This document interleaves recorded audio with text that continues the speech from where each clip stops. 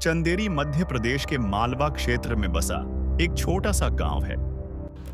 नवरात्रि के 4 दिन पूरे गांव में एक अजीब सन्नाटा छा जाता है।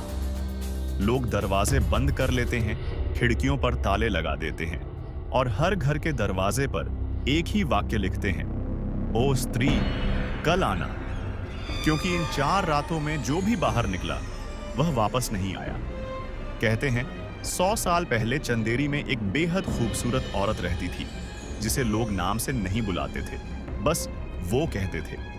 वह एक तवायफ थी मगर दिल से बेहद साफ। उसकी आवाज में जादू था और उसके व्यवहार में इज्जत। लेकिन गांव के कुछ मर्दों को उसकी इज्जत पसंद नहीं आई। उन्होंने उसकी जिंदगी को गंदगी बना दिया और फिर एक रात उसके साथ ऐसा किया जिसे शब्द भी बयान नहीं कर सकते। उसे मार दिया गया और उसका शरीर एक पुराने कुएं में फेंक दिया गया। मरने से पहले उसने शाप दिया, मैं लौटूंगी हर साल 4 रातें और उन मर्दों को ले जाऊंगी जो अकेले होंगे, और जब तक मेरा नाम याद रखा जाएगा मैं जिंदा रहूंगी। उसी दिन से चंदेरी में नवरात्र की 4 रातें किसी त्योहार की नहीं बल्कि किसी जनाजे की तरह मनाई जाती है। इसी गांव में विद्या नाम की एक दिल्ली में पढ़ी लिखी मॉडर्न लड़की अपने पिता की मौत के बाद उनका पुराना घर बेचने आई। गांव वालों ने उसे देखते ही घबराकर कहा कि वह यहाँ न रुके और वापस लौट जाए, क्योंकि रात में कोई औरत आवाज देती है और जो भी उस आवाज का जवाब देता है वह लौटता नहीं। विद्या ने इसे अंधविश्वास समझकर हंस दिया और हवेली का ताला खोलकर अंदर चली गई। हवेली के अंदर धूल, पुरानी तस्वीरें, टूटी कुर्सियां और हवा में सड़न थी। रात को सोते समय उसे किसी ने मीठी आवाज में पुकारा, विद्या विद्या। फिर वही आवाज और पास आई, विद्या नीचे आ जाओ। विद्या नीचे आ जाओ। विद्या डरते हुए नीचे हॉल में पहुंची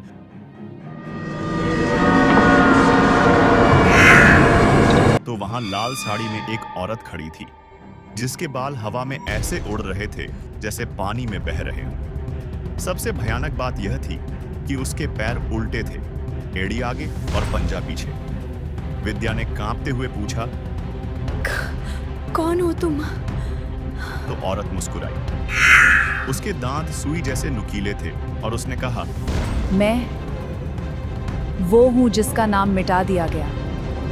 मैं स्त्री हूँ। तभी हवेली की सारी लाइटें बुझ गईं और विद्या चीख कर बेहोश हो गई। सुबह विद्या ने देखा कि गांव में हर आदमी दिन में जल्दी जल्दी काम निपटा रहा है और शाम होते ही हर घर के दरवाजे पर वही लाइन लिखी जा रही है, ओ स्त्री कल आना। भैया, उसने एक दुकानदार से पूछा तो उसने डरते हुए बताया कि रात में बाहर निकलना मौत को बुलाने जैसा है, क्योंकि यहाँ आवाज आती है और जवाब देने वाला गायब हो जाता है। दुकानदार ने यह भी बताया कि स्त्री सिर्फ मर्दों को नहीं ले जाती। स्त्री सिर्फ मर्दों को नहीं ले जाती, कभी कभी वो औरतों को भी अपना बना लेती है।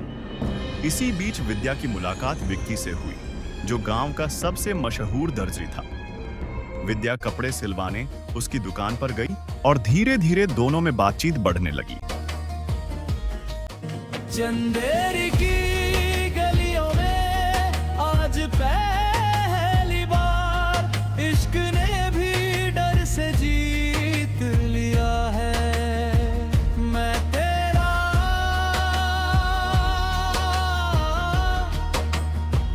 तू मेरी,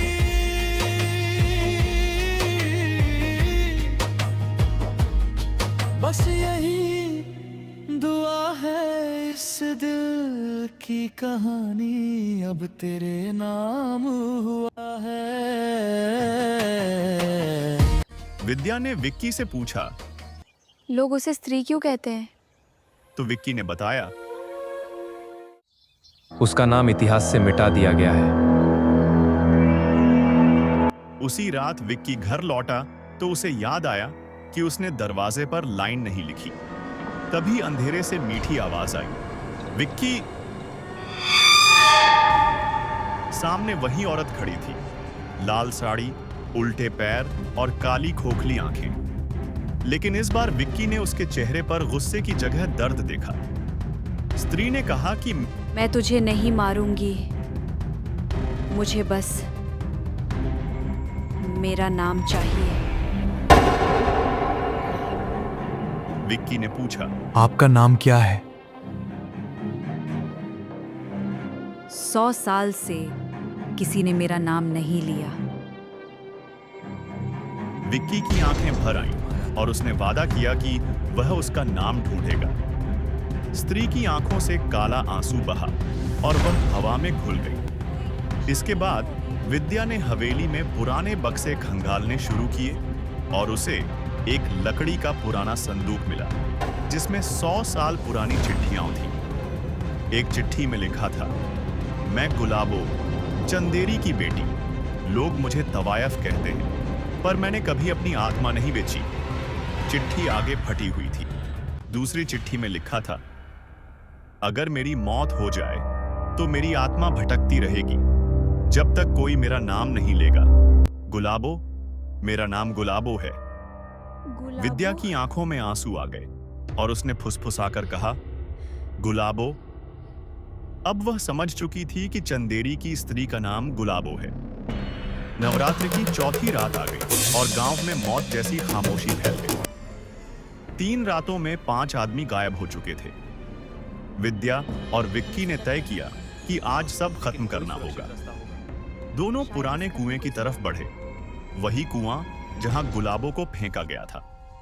कुएं के पास टूटा हुआ मंदिर था और जैसे ही वे वहां पहुंचे, हवा रुक गई। चारों तरफ गुप्त अंधेरा छा गया। फिर एक थकी हुई आवाज आई, कौन है? विद्या ने कांपते हुए कहा, मैं विद्या हूँ और मैं तुम्हें जानती हूँ। अंधेरे से गुलाबो निकली, लाल साड़ी, उल्टे पैर, लेकिन इस बार उसका चेहरा साफ दिख रहा था। वह बहुत सुंदर थी, मगर उसकी सुंदरता पर मौत की परछाई थी। उसके गले पर नीले निशान थे और आंखों में जहर नहीं बल्कि दर्द था। गुलाबो ने पूछा कि तुम मुझे कैसे जानती हो?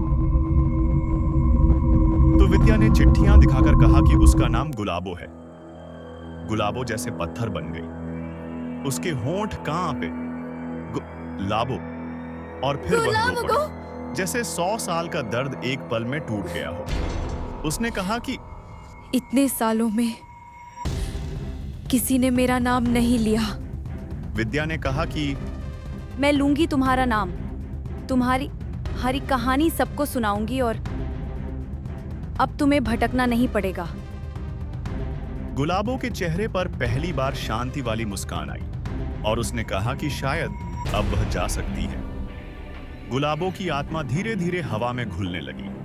उसके चारों ओर लाल रोशनी चमकी और वह गायब होने लगी। लेकिन जाते जाते उसने चेतावनी दी, सावधान रहना, मैं सिर्फ एक नहीं, इस धरती पर बहुत सी औरतें हैं जिनका नाम मिटा दिया गया। और फिर गुलाबो चली गई।